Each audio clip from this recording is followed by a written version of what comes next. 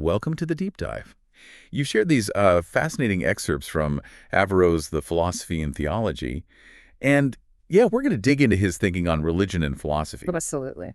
Our mission for you today, listener, is basically to get a handle on how Averroes saw reason and religious law, not as enemies, Right. but more like allies. Yeah, how they work together. And how he tackled those times they seemed to clash, and, the tools he used for interpretation. Think of it like getting a historical lens on this big ongoing debate. And what jumps out right away is Averroes' core idea, using our brains to understand the world. That's not just okay according to religious law, it's, well, actively encouraged. Right. He argues that really getting into the details of creation, making the implicit stuff explicit, well, that's what reason is for. Okay, let's unpack that a bit. So it's kind of like Averroes is saying, the more you investigate creation, scientifically, philosophically, The more you understand the creator. yeah, he makes a really strong case that the observation the law wants is like the most rigorous kind. It demands the best reasoning. Exactly. He draws this parallel. Just like you need legal reasoning to understand law, you need metaphysical reasoning to really observe creation properly. It's a neat comparison. It is, and he points out that historically, lots of religious followers actually agreed with using philosophical reasoning. Yeah, he doesn't seem too bothered by those who disagreed. Suggests it wasn't always this huge conflict, Intellectual work and belief could coexist. In fact, he argues the law actually raises philosophical reasoning up, puts it on the same level as legal reasoning. Precisely. Which is pretty significant. And here's where it gets, well, really practical. He uses this analogy. Right. Imagine if, like, geometry or astronomy just disappeared. Right. Gone. We'd have to start from scratch. Yeah. He's saying it's vital to build on the work of people before us. It's just inefficient otherwise. Yeah, think how long it takes to master law. Right. So trying to figure out all of philosophy on your own, forget it. It shows he really valued that sort of cumulative nature of knowledge. And that emphasis on reason leads straight to this core idea he has. Truth cannot contradict truth. That's central. Absolutely central. He's basically saying, look, if your rational investigation is solid and you're looking at reality, then the law will either be silent on it, meaning no conflict. Right, like areas where there's no specific religious rule. Or the law will talk about it. And the key thing is there should be harmony. Proper reason and true religious understanding shouldn't clash. But what if they seem to clash? If the law says one thing and reason seems to say another? Well, that's where interpretation comes in. Averroes says you got to look closely, interpret carefully, understand the nuances of the Arabic language. He reminds us that, within Islam, people already agree that not every single word of the law is meant literally. Exactly. Interpretation varies. Sometimes it's literal, sometimes not. He gives that example, right? The Asherites and Hanbalites interpreting verses about God's equalization or descent differently. Yeah. Shows that diversity of interpretation was already there. Yeah. And then he brings in this really key distinction. The law has an exoteric side. The surface meaning for everyone. Right. And an esoteric side, a deeper inner meaning. Okay. It shows this sophisticated view that divine wisdom speaks on multiple levels, kind of meeting people where they are intellectually. So exoteric is surface level, esoteric is deeper, maybe for those who can really dig into it intellectually. That's the idea. He links it to just, natural differences in how people think. Yeah. The esoteric part is there to engage the minds of the learned, the scholars. Like layers in a text, rewarding more study. Exactly. Which then brings up the role of logic in all this interpretation. Right. Is it okay to use logic on texts that seem, well, pretty straightforward? His answer is kind of subtle. He suggests, look, if everyone agrees on the literal meaning, maybe logic isn't the main tool, but if it's more debatable. Yeah. Or speculative. Then logic becomes essential. You need it to figure out that deeper meaning. He even mentions big names like Al-Ghazali, who thought, disagreeing with a common literal take and using reasoned interpretation didn't automatically make you an unbeliever. Yeah, shows there is some flexibility there. And Averroes himself is pretty blunt. Getting everyone to agree on interpretations of complex religious stuff, it's just not going to happen. So while the law allows interpretation to find the real meaning, especially with good arguments, Averroes is realistic. Getting a universal consensus, even among scholars, often impossible. Theological understanding is ongoing, diverse. Okay, let's shift a bit. What about specific theological debates, like God's knowledge, does it cover universals and particulars? Yeah, he tackles that. Interestingly, he notes that even though people held different views on this really complex point, they didn't generally accuse each other of being outside the faith because of it. Suggests some tolerance for different views on tricky issues. Right. Then he gets into that classic question, the universe, eternal, or created in time. The big one. He lays out the positions, notes that ancient philosophers and Asherite theologians actually agreed on the originated nature of creation, the stuff we see and touch. Okay. And they also agreed on the internal aspect, which is God himself, a conclusion reached by logic. He also brings up medial creation, right? Not from nothing, not timeless, but from a generative cause. Yes, and that includes the whole world, basically. Agreement on those three categories. He also makes a subtle point the scholastics missed. Their own ideas tie time to motion and bodies, meaning no time before the universe. Interesting. He also notes everyone agrees creation goes on forever into the future. The debate is really about the past. Was the universe created in time, or did it always exist alongside time? He mentions Plato calling it infinitely originated. Yeah, because they saw time itself as eternal. And crucially, Averroes insists these different philosophical views on the universe's origin aren't grounds for calling someone an infidel. Absolutely. He sees them as legitimate intellectual positions, totally different from denying core beliefs. He even says the idea of the universe's origin isn't from a literal reading anyway, it's an interpretation itself. Which ties back to his point about interpretation being necessary. Exactly. He says those grappling with these obscure questions, they're either rewarded for finding truth or excused if they make honest errors. Belief based on proof isn't really a choice. It's where the logic leads you. He uses that analogy of the judge, right? Rewarded twice for being right, once, even if wrong. Yes. So learning people trying to understand the universe, the ultimate subject, should be excused for honest mistakes in these tough investigations. The law itself encourages. They are the experts in interpretation. Okay, so how does he see religious principles being proven or established? He outlines three ways. Exhortative, basically urging belief, controversial debating points, and argumentative proofs using logic. But he's clear, denying the root principles using any method, that's disbelief. It's about the core tenets, not interpretive details. Right. And he observes that God wisely provided examples and parables for those who maybe don't grasp complex logic easily, urging belief through accessible arguments, again, tailoring the message. Which leads back to that split, exoteric and esoteric. Yep. Exoteric, the examples, parables, easy to grasp. Esoteric, the deeper meanings, generally accepted, but scholars sometimes argue if a specific verse has a hidden meaning that the learned should grasp differently. What about something like the Day of Judgment? How does that fit? Averroes puts descriptions of that day into the category where different opinions are expected. Some philosophers, like the Asherites, took them literally, seeing no logical absurdity. But others didn't. Right. Others, like Al-Ghazali and many Sufis, interpreted those descriptions, leading to a whole spectrum of understandings about what happens, shows the range of approaches.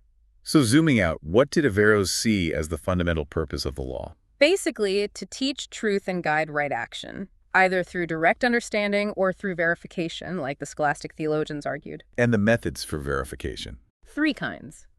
Exhortative and dogmatic arguments, mainly for the masses, exhortative being the most common, and then rational inference, specifically for the learned. So the goal is to help the majority, but not ignore the minority who can handle deeper stuff. Exactly. Improve the condition of the many, but cater to the few as well. He then breaks down these methods into 4 types, based on how certain their starting points are and how open to interpretation the conclusions are. Yeah, and he stresses again, it's the job of the learned to interpret what needs interpreting. The common people stick to the exoteric, the literal meaning. And crucially, anything needing interpretation can be grasped by philosophy. Why the split? Why keep interpretations from the common people? He argues their intellectual tools just aren't developed enough for the complexity, but interestingly, he thinks some interpretations are actually better or more convincing than the literal meaning, especially for those with sharp minds. He mentions interpretations from groups like the Asherites and Mutazilites falling into that category, though he often finds the Mutazilites more logical. Right, but he circles back. Common folks, relying on exhortation, should stick with the plain meaning. Ideally, don't even expose them to the complex stuff. He divides people. Those who get exhortation, most people, those who get dialectical arguments, and those who get demonstrative philosophical arguments. Which raises a potential problem. What about sharing philosophy with people who aren't ready? Ah, yes. He warns strongly against this. People who study philosophy, reach conclusions that seem anti-religion, don't consider other interpretations, and then spread these ideas to the masses. He says that leads to spiritual ruin. He uses that doctor analogy, doesn't he? Basic health advice for everyone, complex medicine for experts. Exactly. Sharing deep interpretations with the unprepared is like giving bad medical advice. He even calls such a person misguided, maybe worse. He specifically points fingers at the Asherites and others for sharing interpretations, especially about God's attributes described in human-like terms. Yeah, he argues that caused conflict, disunity. Their methods weren't right for the common people or the truly learned. He feels they fundamentally missed the lawgiver's intention and led people astray. So what's his solution? If those interpretations are problematic for the masses? Go back to the source. He argues the best ways to teach the common people are already in the Quran. You can't invent better methods. Trying to swap them out with confusing interpretations actually undermines the philosophy itself for the masses. So stick to the Quran's arguments and examples. Pretty much. Use what's there. Think deeply about the esoteric meanings, sure, but don't force interpretations unless a meaning is obscure to everyone. He believes the Quran, properly considered, leads to a point where only logic experts might quibble. And he claims correct interpretations have this inherent appeal to the righteous, unlike, say, Asherite ones, which he sees as divisive and not necessarily right. Exactly. He implies that's why all these intellectual innovations and disagreements popped up. People strayed from the Quran's inherent clarity and appeal. Now, he dives into a really specific, tough theological knot. God's eternal knowledge versus the changing created world. Yeah, and he addresses you, the listener, directly here, acknowledging you've learned a lot but might still have this specific doubt. He stresses, first step, clearly state the doubt. And the doubt is, was God's knowledge of the universe before creation the same as his knowledge after? Right, because if it changed, that implies God changed, or he didn't know stuff beforehand. Both are big problems theologically. And our own experience makes it tricky because our knowledge of something planned versus something existing feels different. Definitely. Averroes finds the standard scholastic arguments weak here, and Al-Ghazali's attempt saying the knower and known aren't linked doesn't satisfy him either. So what's Averroes' take? He argues eternal knowledge is just fundamentally different from created knowledge. It's not the cause of things like our plans cause actions, but more like the effect in the sense that God's knowledge eternally contains all possibilities, including the ones that become real. So it doesn't change like ours does. The mistake is comparing them directly. It's like the artisan analogy he uses. Their skill doesn't change when they make something new. Exactly. God's eternal knowledge encompasses everything, always. He was always the knower. His knowledge is part of his being. He quotes the Quran on this. So it's about recognizing God's knowledge is transcendent, operating differently from ours, tied to time and creation. Precisely. It's a different category altogether. And he ends that section affirming God as the source of truth. Okay, then he sets out his goal for the next part. Present solid arguments for core beliefs and call out dodgy doubts and misleading interpretations. Yeah, he circles back to that exoteric-esoteric split and the different duties of the common folk and the scholars. And he warns again that messing this up, misrepresenting the law, leads people away from its true purpose. He names 4 big groups of his time. Asherites, Mutezilites, Batinites, the esoteric guys, and the bombasts, who he thinks are superficial, each with their own views. His aim is to clarify what the law intends the common person to believe about God, using the methods found in the Quran itself, starting with God's existence. And for the common people, he says the law's main method is simple. Look around you. Creation points to a creator. Heavens, earth, night, day, sun, moon, animals, plants, all that. All of it. He says, look, ask anyone who made the heavens and earth. They'll say, God. So complex proofs weren't always needed for that basic belief.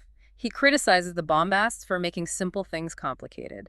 Even the simplest person gets the prophet's message. And if someone really can't grasp it, believing just by hearing is enough. But then he takes aim at some arguments used by the scholastic theologians, the Mutakallimun. Right. He critiques their argument that since the universe is created, the creator must be created. He says that just leads to an infinite regress, who created the creator, and so on. And if you say the creator is eternal, then you have to explain why an eternal being acts sometimes and not others. Another potential infinite regress. Exactly. He finds their solution a created action from eternal intention. Unconvincing. Intention needs an object, right? So a created action implies a created intention, he argues. He points out the logical knots you get into trying to link created actions with eternal intentions or vice versa.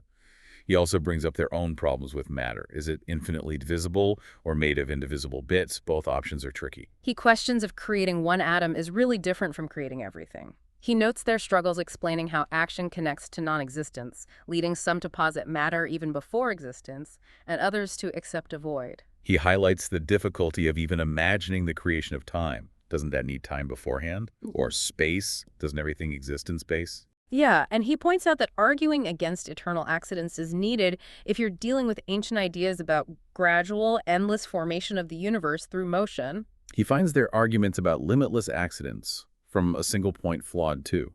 Their example of heavenly bodies having infinite prior movements. Well, cycles are inherently limitless unless stopped. He argues just saying the universe is like a tool made by a maker doesn't solve the problem of infinite actions with infinite tools. His verdict: these mutakallamin arguments. Not real philosophy and not suitable for the masses either. They lack that clarity God intended. He also pokes holes in their argument about changing transient things needing a creator. He questions both premises, that things change direction arbitrarily and that every transient thing is created. And their idea that intention is just a created thing, he finds it vague. Intention and action are linked, he insists. If one's created, so is the other. If eternal, same deal. He points out the law doesn't actually say if intention is created or eternal. So the mutakallamin lack solid proof for a created intention behind creation, relying on a weak premise. What about the Sufi approach? Detachment, concentration, seeking knowledge directly in the heart. He acknowledges, yeah, controlling desires helps clear thinking. But he argues it's not a universal method for everyone to gain deep knowledge. Why not? Because if it were, why would we need philosophy? Why would the Quran constantly urge us to think, to observe creation? He sees controlling desires as a helpful condition for good thinking, maybe aiding knowledge acquisition, but not the whole path for everybody. Okay, let's turn to arguments for God based on divine solicitude. What's that about? It's about seeing the order and purpose in the world as proof of a knowing, willing creator. Basically looking at how well everything fits together. Like how day and night work, sun and moon, seasons, the earth itself, plants, animals, all suitable for humans. Exactly. He sees that amazing suitability as clear evidence of divine intention, of care.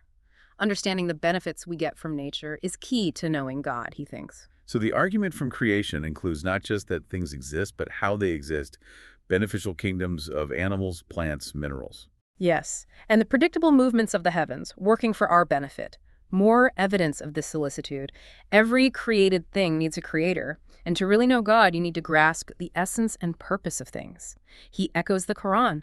Contemplate the heavens and earth. So philosophical investigation into cause and purpose leads to a better understanding of this argument from kindness. Precisely. He states clearly, these two arguments, creation itself and kindness solicitude, are the ones the law uses.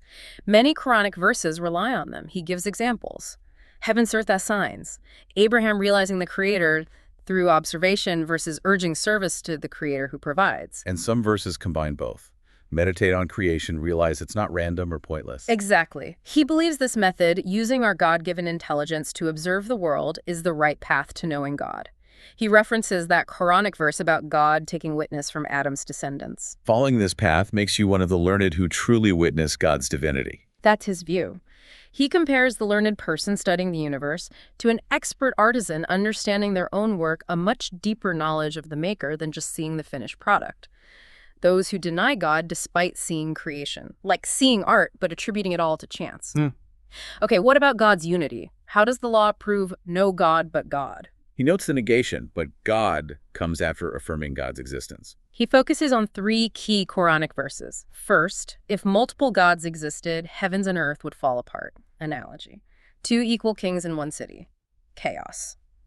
2 actors trying the exact same action. Disaster. Makes intuitive sense. Second verse. God has no kids, no other gods with him. If there are others, they'd try to grab their own creations and fight each other. Power struggle. Third verse. If other gods existed, they'd try to challenge the Lord of the throne. So the first verse's argument seems based on reason and observation of nature. Yes, and the third is similar, showing the impossibility of 2 gods with the same job. The throne exists for God's sovereignty, not as shared property. He contrasts the learned person's deeper understanding of creation's unity with the common person's view. And he critiques the Asherite argument of impossibility again. Yeah, he finds it clashes with natural reason and the Quran's direct arguments, too abstract, unsatisfying for common folk. He says their argument about two guides inevitably differing and leading to impossible outcomes uses logic not found in the verse itself. Different type of syllogism. Exactly. He feels the Asherites impose a structure not there, deviating from the law's own method. And the impossibilities they list, universe being neither this nor that, a helpless God, are impossible due to basic contradictions, not specifically because there can't be two gods in the way the Quran argues. Let's talk divine attributes. He lists the 7. Knowledge, life, power, volition, hearing, seeing, speech. Knowledge first. Right. He cites the Quran. How could the creator not know his creation? The intricate design proves the maker isn't ignorant. And God knows things at the moment of creation via eternal knowledge, not learning as things happen. Yes. Saying God's knowledge depends on things existing leads to absurdity, like, his knowledge before and after is the same. He knows the potential and actual distinction matters for us, but the law says God knows everything, even before it happens. No leaf falls without his knowledge. Law says he knew before creating. Life. Necessary for knowledge, simple enough, follows the principle of inferring the unseen from the seen. Volition and power. Also pretty straightforward. A maker intends and has power. But saying God intended things only via an eternal intention. Averroes calls that an innovation without clear scriptural backing. Speech is trickier, right? Created or eternal? Big debate. Averroes suggests a middle path. The Quran's essence or meaning is eternal God's speech, but the words, the sounds we use, those are created manifestations. Not human-made, but created ways to express the eternal. So the dispute comes from focusing on words versus meaning. That's his analysis. Word focus led to created, meaning focus led to not created. He thinks the truth involves both. He notes Asherites deny God actively makes his speech. Mutasilites make it totally dependent on him speaking. For Averroes, God's eternal speech is the divine ideas, not the temporal words. Hearing and seeing. To know everything about your creation, you need to perceive it. So God must hear and see. Worshipping someone unaware of being worshipped is pointless, he argues, citing the Quran. He critiques the way scholastics prove attributes by adding qualities like knowledge to God's essence. Says it implies a body. Yeah, a subject qualified by attributes. He notes Christians see existence, life, knowledge as personifications, the Trinity, which Quran rejects. He dismisses ideas of knowledge without a knower as too abstract for most, and says Mutasilites lack proof for their views. Scholastics trying to deny God a body end up implying its creation anyway. Philosophers, he thinks, have better arguments. Christians erred seeing attributes as separate essences, leading to God being one from 3 causes, exists, lives, knows, but 3 because of these qualities. Lots of Christian views on that. What about divine perfection overall? He says the law teaches basics to the common people. God exists. No partners, key attributes within limits. Messing with that, adding complex interpretations, historically unhelpful. How does the law convey perfection simply? Using verses like nothing like him and shall God who createth be as he who createth not. The second verse argues for the first. Creator is unlike created, has different qualities. Because created can't be creator, created qualities are either absent in God or exist differently, more perfectly. Right. True religion is belief in God's existence and his possession of the loftiest attributes. And the proof God has no defects. Look at the universe. It's stable, orderly. If the creator were negligent, it'd collapse. He quotes verses about God sustaining heaven's earth effortlessly. What about those anthropomorphic descriptions, God having hands, face, etc.? He says the law is mostly silent on the details. Discussing them isn't really philosophical and confuses common people. He thinks the idea of God as a self with added attributes from denying creation ironically implies a body the opposite of what anti-anthropomorphists want. Because common people equate existence with what's imaginable or physical. Pretty much. A bodiless God seems non-existent to them, especially if he's neither inside nor outside their world. It leads to confusion. Anthropomorphists think deniers secretly agree. Deniers think anthropomorphists believe in many gods. So don't disclose interpretations of these terms that might undermine the literal belief for common people. Right, that's the exoteric effect. Interpretation either destroys the law's intended impact or gets dismissed as allegory, erasing it. He finds the interpreter's arguments weak anyway. The plain meaning works better for most. Then there's that verse, God is the light. How does he use that? As the law's answer to questions about anthropomorphic descriptions, God describes himself as light. The prophet reportedly saw God as light. He uses that analogy of eyes seeing the sun versus a bat's eyes. Yes, different capacities. God is the source of existence and our knowledge of it. Like light reveals colors and lets us see. So light is a perfect name. And based on this, seeing God on Judgment Day shouldn't be doubted. So God as light was a core belief. Later interpretations complicated things. That's his take. Law is generally quiet on unseen, bodiless things, except the soul, proven by argument from the seen. Since the soul was hard for masses to grasp, a bodiless God was even harder. What about direction? Common people imagine God being somewhere. Natural but flawed. Directions are relative, he explains. The universe as a whole has no external direction. Because direction needs a boundary, a surrounding body. And the outermost sphere has nothing outside it. Exactly. Directions are surfaces. The last sky has no surrounding body, so no external direction. He argues anything with a body needs space, so a bodiless existent is impossible. And a void beyond the universe is philosophically impossible too. Right. Void is just dimensions without bodies. Remove dimensions, you get non-existence.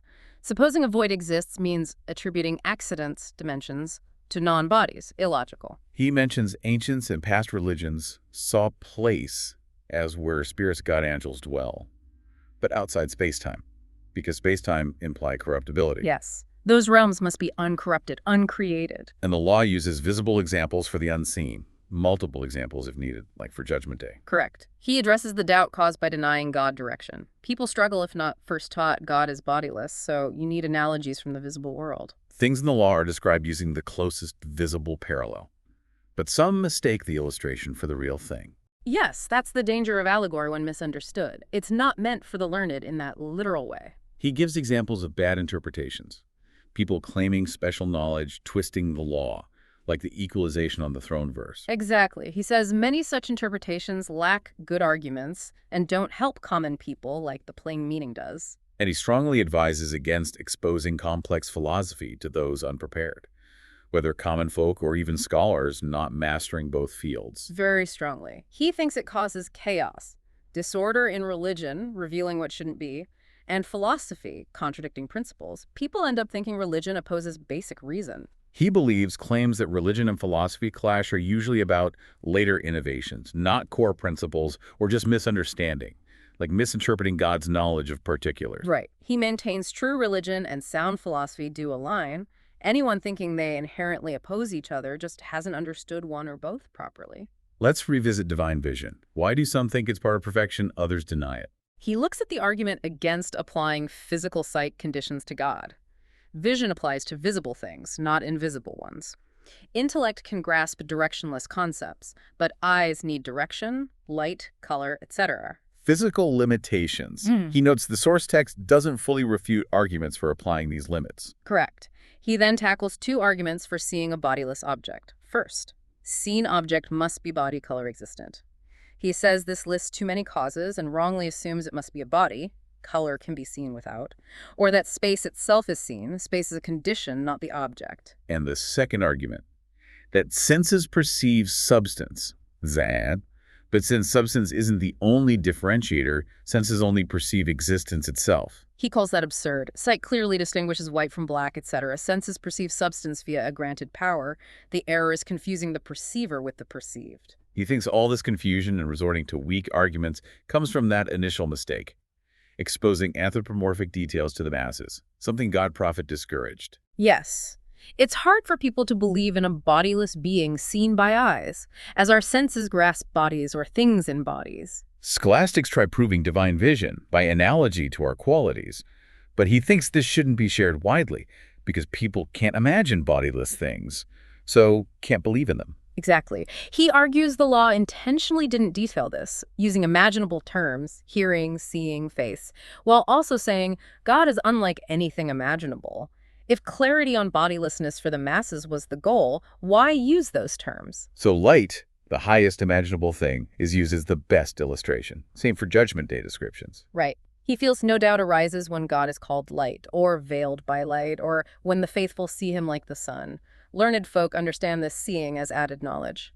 Common folk, if pushed with abstractions, might disbelieve the law or think its plain meaning is false. He really praises the law's wisdom in communicating differently to different groups, not mixing them up, cites the prophet's saying about adapting. Absolutely. Trying one-size-fits-all instruction is illogical, like making everyone act identically. Interpreters missing this wisdom have failed the law's purpose. And the law uses present examples for reasoning, like for Judgment Day. Explains necessary things with relatable examples, but flags unnecessary knowledge, like soul's nature, as beyond common grasp. Precisely. That tailoring is key. Okay, how should the creation of the universe be taught? The method for common people must be universally understood. Since we can't really illustrate creation from nothing, the law uses examples from visible creation. So the law presents the universe as made by God, using that divine solicitude argument, the purposefulness of creation as proof. Yes, seeing something shaped for a purpose points to a knowing maker. Like seeing an ordered house implies a builder. He lists examples. Earth fit for life, water for animals, air for birds, not by chance. Cites Quranic verses. Earth is bed, mountain shelter, sex is sleep, night, day, heaven, sun, rain, all benefiting humans. The sun and moon, made for light and timekeeping, clear solicitude, plants growing from rain, not random chance. He cites more verses on heavens, stars, sun, moon. And he strongly criticizes those attributing it all to nature or causes, while denying God's role in those causes. Says that destroys philosophy. Absolutely.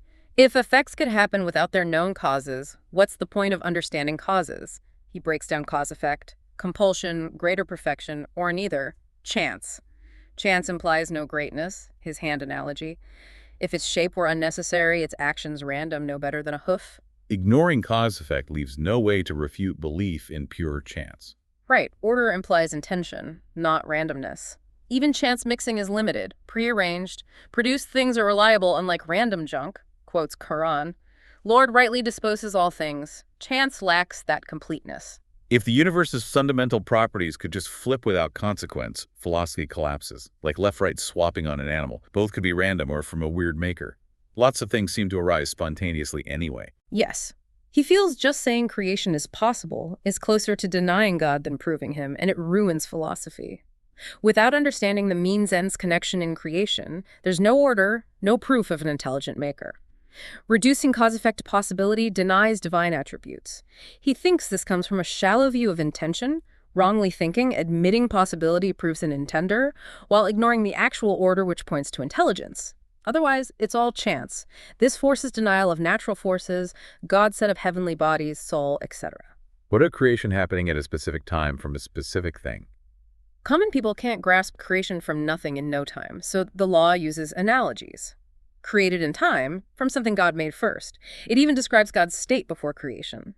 Claiming the law teaches creation ex nihilo instantly is hard even for scholars, he says. So stick to the law's own method for the masses found across Quran, Bible, Gospel. He also revisits eternal intention, says it's an innovation, and raises the question, how does a created thing come from an eternal intention? Right. He argues an eternal intention tied to a created act logically must be a created intention. Otherwise, you have a created result from an eternal action. What's true for the action must be true for the intention. And asking when it happens by eternal or created action leads back to the same dilemma.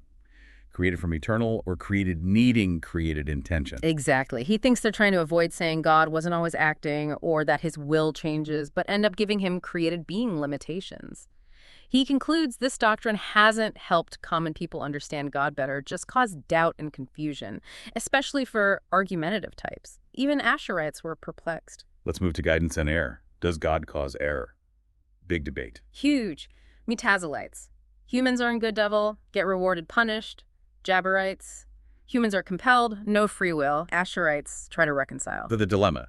Free will limits God's power. Compulsion makes punishment unjust. Capability is needed for responsibility. That's the crux. And Quran traditions seem contradictory. He mentions keys of the secret, God's total knowledge of everything, all causes. He thinks the point of these verses is understanding how our deeds relate to predestination fate.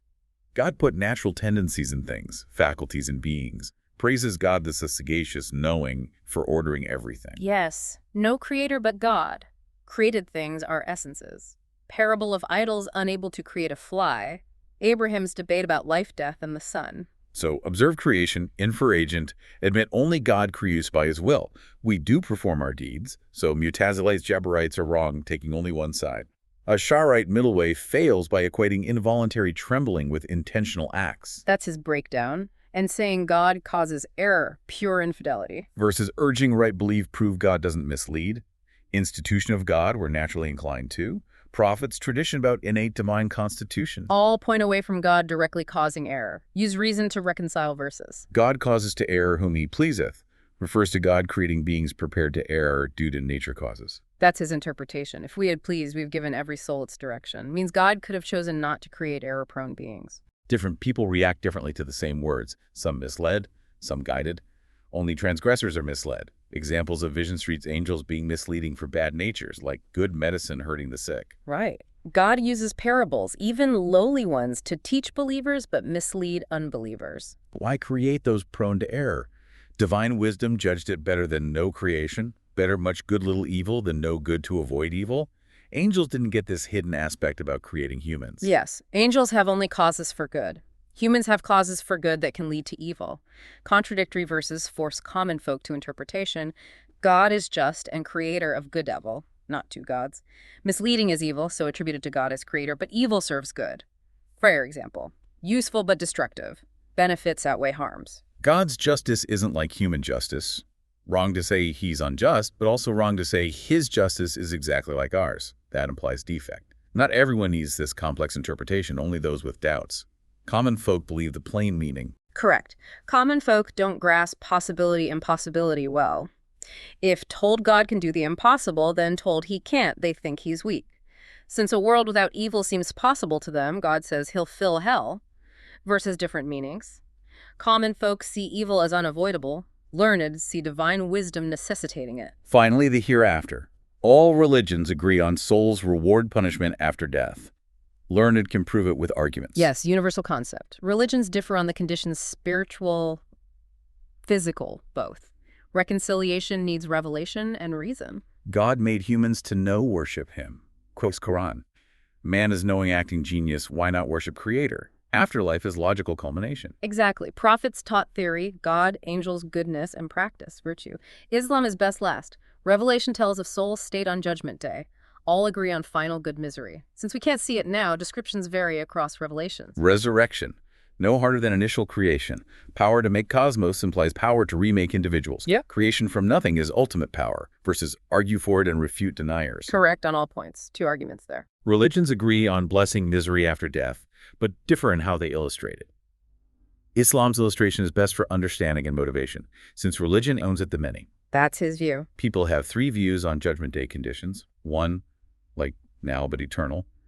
Two, different spiritual heritors, described physically or physical, only with different eternal body, like Ibn Abbas thought. Right. He suggests the last view, physical, different body, might appeal to the learned. It relies on soul's immortality, and souls returning to other bodies seems less impossible than recreating the exact transient matter of the original body.